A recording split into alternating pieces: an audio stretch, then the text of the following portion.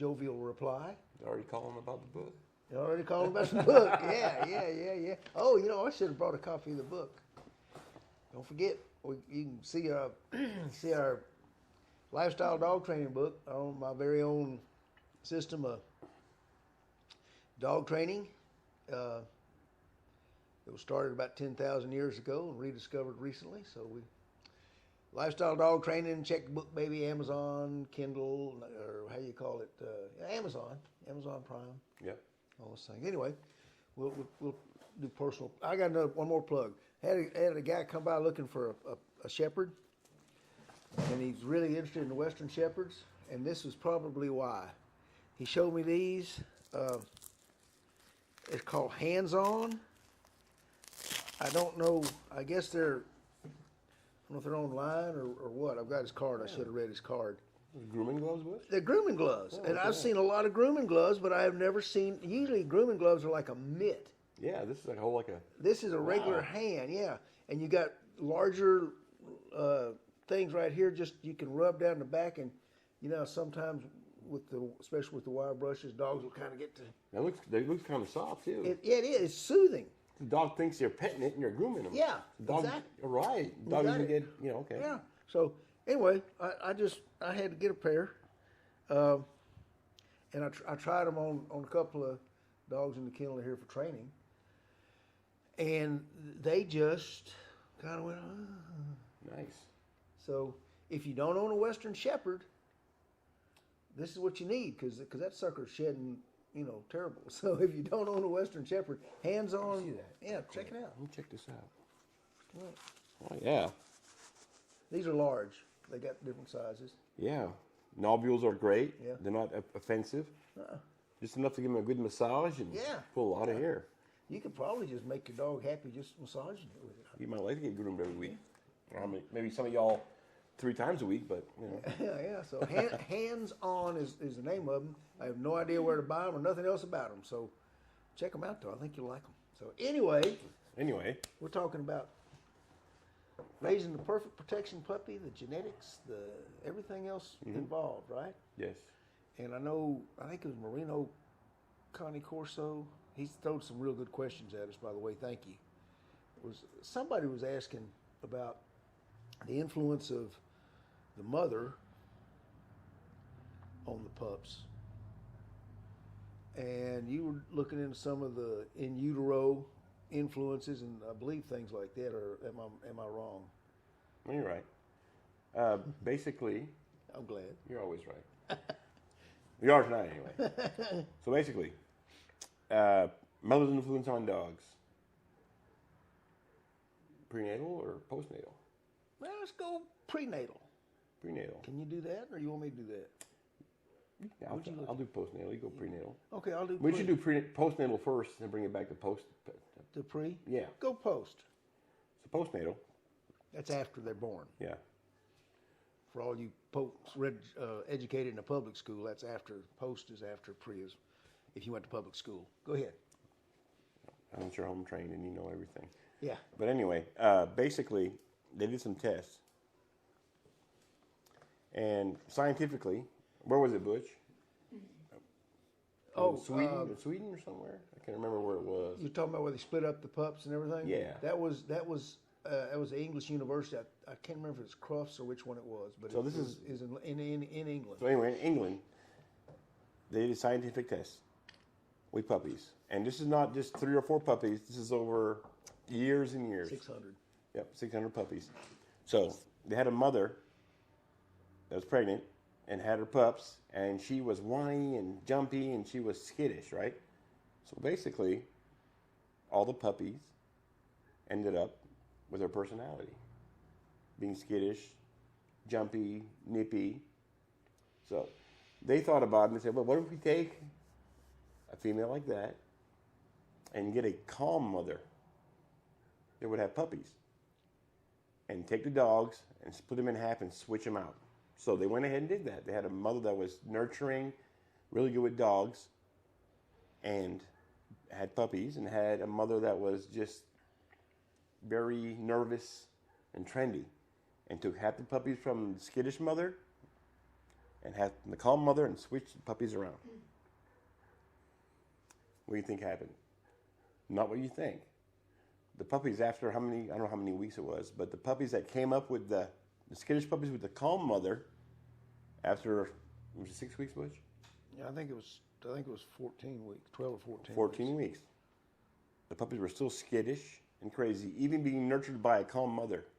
The puppies with the skittish mother, the half, were still calm. So that pushed us back to, wait a minute, this is pre-birth. This is when the puppies are in the womb. Mm-hmm.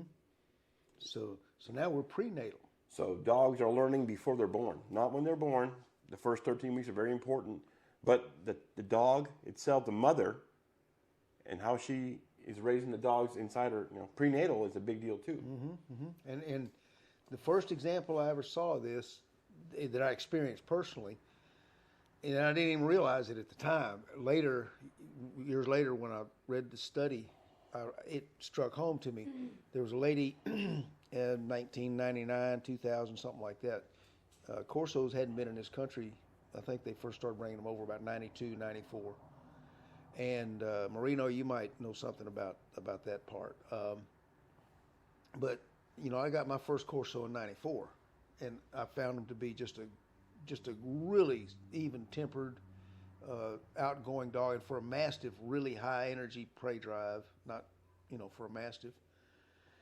And this lady calls me from Oregon and says, "I've got my stud, and he's bit 2 people, and there's only one guy that can walk him. Can you?" And I said, "You got a Connie Corso that's biting people?" I couldn't believe it. To shorten the story, I go up to her place, and she introduces me to this dog. And this sucker, he didn't trust nobody or nothing. There's only one person that could walk him, some friend of hers, some guy had seen the dog grow up as a pup. But this was her stud. She was trying to be a breeder of Corsos. Thank God she never accomplished that task. Then I saw the situation that she had for breeding. She lived in a really nice home in a subdivision in Portland. Had a basement. She had a child who was at least horrible. He was a junior high kid. He weighed like 400 pounds. He's spoiled. He said, "Mama, I want to," we went somewhere. He said, "Mama, I want to stop an ice cream. I need an ice cream. I need an ice cream." Finally, she said, "There's a Baskin Robbins." Pulled into Baskin Robbins, this 400-pound kid. I thought he was going to come out with an ice cream cone, right? He comes out with a half-gallon. Sits in the back seat, and I'm lying, I'm dying, folks. And I ain't dead yet. So anyway, come to find out the routine that these dogs were in, she had her dogs in crates in her basement. And this 400-pound junior high kid was supposed to let them in and out. And not only were they totally unsocialized, these 2 people, the mother and the son, would yell and scream. They would fight every hour on the hour. It was pure chaos. And about 4 or 5 of her dogs ended up going to be put down for biting people after they'd been raised by other folks. So I didn't think of it at the time. And then later when I read Dr. Fogel's book, Dog's Mind, and he writes about that study, I got to thinking, prenatal. Those mothers were laying in their crates, listening to all that chaos. Dogs are on edge. And that's what her puppies became. There's a theory about human babies too, about listening to music and hearing what they hear. Oh, that's right. Yeah, I have heard that. Yeah. What do they do? They put music on their bellies and everything else, but the mother's mental state will affect the baby when it's born and what it does prenatal. It's not to compare it to humans or anything, but we're all mammals. I think we're all closer to being the same than we are to being different. Womb or not, your heart's beating, you're alive. Yeah, you can feel everything. You're actually physically attached to her. Yeah. The puppies are attached to the mother. Yeah. And then if you go back to, "Hey, champ," a major trainer's just stepped in the door. If you thinking of animals, people are. This goes to something that we're going to talk about later, genetics. The first pedigree written system of pairing animals scientifically goes back over 1,000 years to the Arabian horse. The Saracens and the Arabians, the Spanish barb was another one. And like today, in today's world, we always look at the stud, right? Well, guess how they traced everything? The mother. The mother was the most important factor and let's face it, the Arabian horse is one of the most versatile, I think most beautiful, but also capable creatures that's ever been produced. That makes a lot of sense, Bush, because basically the stud is a stud. Right. He's got his stuff together. Yeah. And all he's got to do is do what he's got to do. Right. There's some genes. But for the next months or weeks, or months, it's the female that's taking care of all this. Yeah. Her genetics. Now to claim domination over the dog as what it's going to do, a lot of people say the male has dominant genes, but honestly, that's questionable too. Because it's what the mother does also. Right. So regardless of her genes or not, it's her temperament and her feelings and what she's going through. Yep. Not to get all Dr. Phil, y'all, but that's pretty much how it is, Yeah. And this brings us to the second part, raising these pups. And I'll talk a little bit more about this as we close out, but it's the old, nature nurture. Well, now we know scientifically, at least, that genetically, once they're born, the mother still has influence for the next 6 to 8 weeks, however, that the pups are with her. So again, there's a factor you've got to consider. The male is gone. He did his thing and he's out of the picture. So he's going to contribute the biological material it takes to be able, the potential to reach his capacity. And since we mostly trial and compete males, that's what we look for. That's our goal, to be as good as Daddy was, right? But all he's doing is contributing the material that gives you the potential. Doesn't mean the pups are going to reach that potential. So you're putting the spices in the pot, but you got to stir that pot and see what that pot does with that heat. There you go. And if you don't stir the pot and turn the heat Just down right. at the right time. And stir it too much or don't stir it enough. Yep. Add too much water. Yep.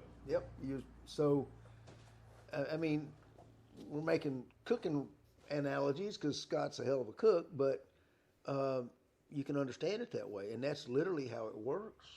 So you still have to do some raising. And if you want your pup to reach its maximum potential, you got to do a lot of raising and paying attention, right? Yeah, and I've heard a lot of people say from 3 to 13 weeks, puppies are sponges. That's their most potential for learning everything. Now, socialization with the other dogs and people is not what I'm talking about. But basically, there's a I talked to you about this, didn't I? There's a theory or a big debate on 8 weeks is your puppy. Right. And people are like, you can't get your puppy at 8 weeks. He's not ready for that yet. It takes 13 weeks to get your puppy, when you're going to get him to pull him from his mother because you're stopping to stir the pot. Let's just say that, right? But honestly, you're just actually growing your dog also at 8 weeks. He's ready to go. Yeah. Physically, he's ready. He is physically. Yeah. And if you're mentally, yeah, you're training a dog, and you want to do a protection dog or any kind of dog, you'll get them out and take them out in public. And the shots and all that, parvo, we can talk about it some other time. Right. But it is for those of you who watch regular. Katie Rose, our puppy head of our puppy program for the Western Shepherd in the puppy culture deals. I think she'll definitely, if she sees this, correct me if I'm wrong. Don't call in the middle, okay, please. I think they call in this puppy culture, which is a great tool, they call 6 to 12 weeks the first socialization period. So, if you start getting them out right then, you're going to be doing nothing but better. So to learn the spaying from the mother and the socialization with her dog is the first 6, 7 weeks. After 8 weeks, you take him out and bring him into the world. Yep. You know, we always talk about going to Walmart and everything else. I've taken dogs out. Let's see, my boy was 5 weeks old. We had him out at 6. No shots, had him put up, didn't touch the ground, but in the store. Right. Being exposed. In the cart or holding him and just seeing everything was going on. And I thought it was very beneficial for him. And same thing with McCoy. And there's other things you can do, especially if you're going to raise a protection puppy. We're going to go into the biggest thing you want to do. You can actually teach. We had a 16-month-old Western Shepherd pup named Cody that at 16 weeks of age, he could have passed a United States Police Canine Association, USPCA. He could have passed or been certified in their patrol as a patrol dog. He could, all his obedience was there. He would send, he would call off, he would out, he would guard. He could do everything at 16 weeks. You can start through games we play with puppies. We guarantee that the pups are going to be capable of doing anything and everything. Because remember, you got the genetic potential, but you still got to put in the training to reach that potential. So one of the best things you can do is Tug of War. And you get, hey, champ, you want to do me a favor? Can you get me one of those burlap sacks over there? Oh, real quick, there's a comment that Yeah. said, Second Wind said, our dog can read when my dad is feeling bad or not. They feel energy better than us. Ooh, good point, Second Wind. Great point.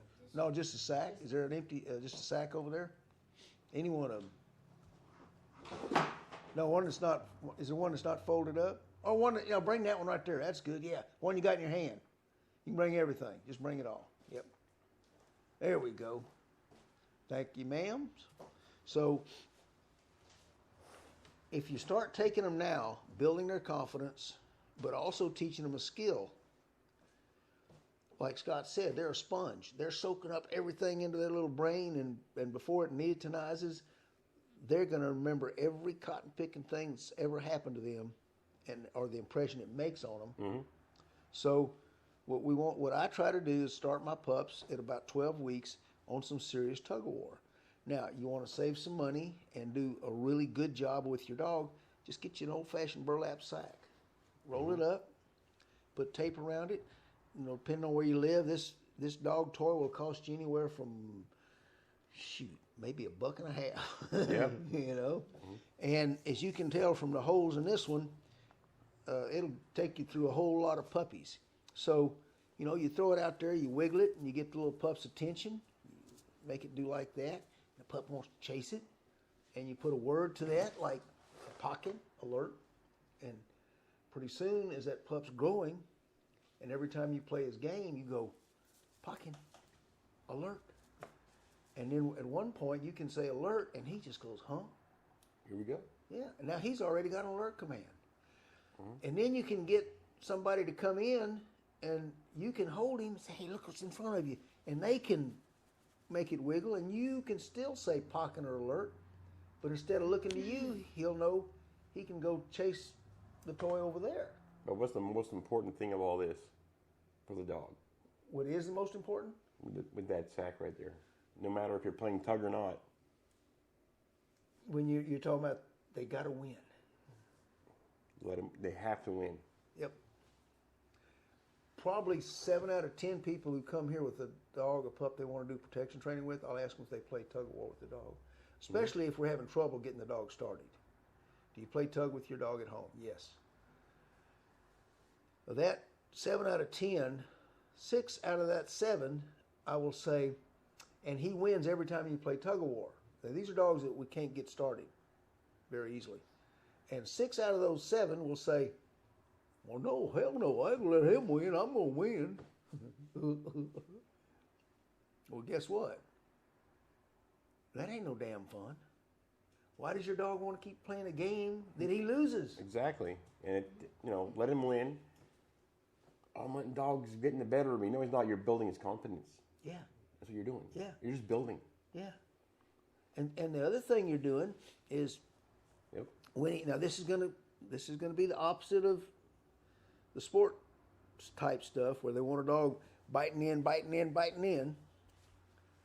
But if you start playing tug of war with him, that puppy's gonna grab it, and the first thing he's gonna do is try and take it away from you. He gone. Yep. And as he's trying to take it away from you, you make him fight a little bit harder, and then you let him win. And what has he just learned?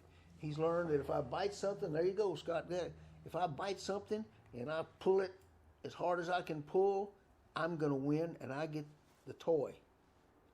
And then when he wins by planting that front feet and jerking, he'll carry that into the first step of being an effective martial artist, guard dog, whatever term you want to use, when he's an adult. Because when he bites something, rather than running up on it and being hung on his hind legs, he's going to pull whoever he grabs off their feet onto their butt, and he's in control of the fight. He'll drag him back 30 feet if he wants to. Yeah. Yeah. So and no matter what size of the dog. Right. Or what breed it is. Right. They will do that. They can do that. So you can start with this little simple game and really take your dog at least a third of the way to being a pretty proficient guard dog. Tried and true. Yeah. This man's done it with his pups. Yep. So there's the one thing. The next thing you're going to do is socialize. It's a big deal. Socialization. Absolutely. And we keep pushing that, but the more the dog can be less distracted and be socialized with sounds and everything else, it works in with the obedience training, which pushes a harder push on the protection training. Yeah, and that'll take me to the last little thing I want to bring up and a little announcement I want to make. I got a comment about defense drive is based in fear, and therefore, if you do things, I'm assuming, 'cause I'm reading into this now. This wasn't what the person wrote. Defense drive is based in fear. Therefore, if you don't socialize your dog and make him fearful of things, he'll want to fight them all.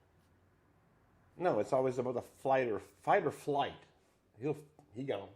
Yeah, But you know, one thing, Butch, I want to really iterate here is, I'm in this. People should be in this. Our information is not based on profit or super decoys. This is based on dogs. Making the best dog you can. I said dogs. I read these dogs can't be protection dogs. These dogs can't do that. Dogs are dogs. Humans are humans. Dogs are dogs. It ain't about the money. I ain't about the money at all. I'm about dogs. That's what it's all about.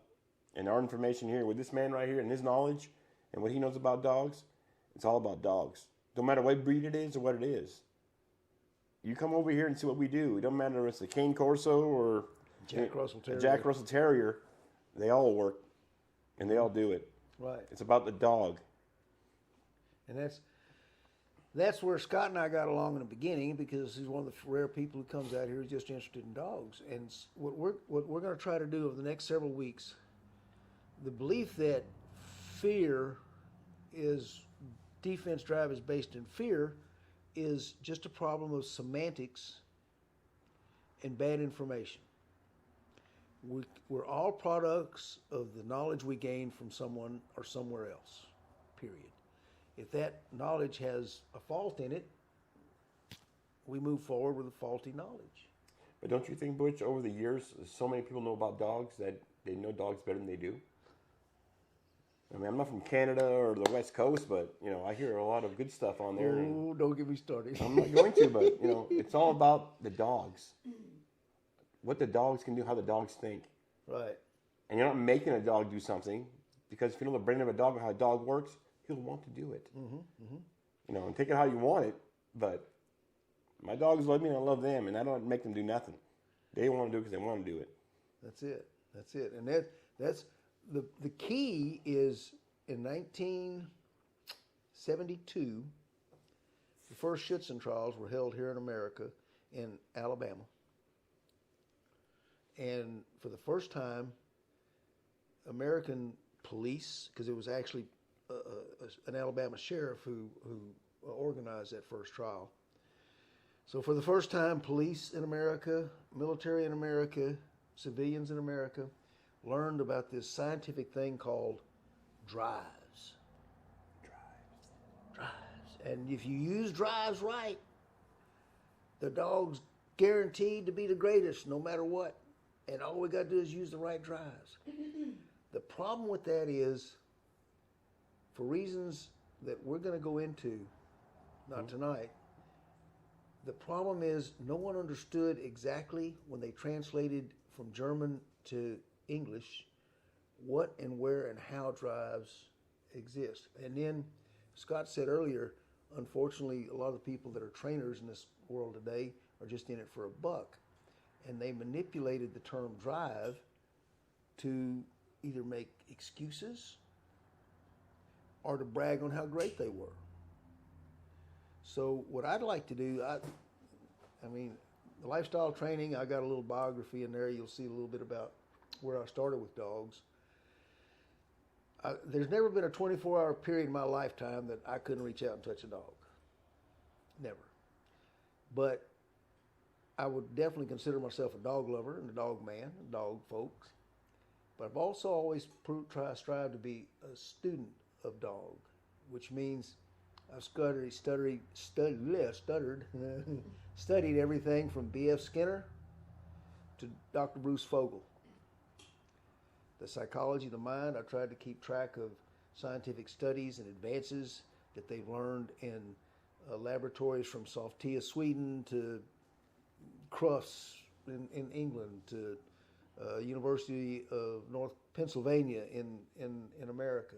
So you're a student, basically. Yeah, I'm a student. Because there is scientific evidence, mentally, physically, everything works together.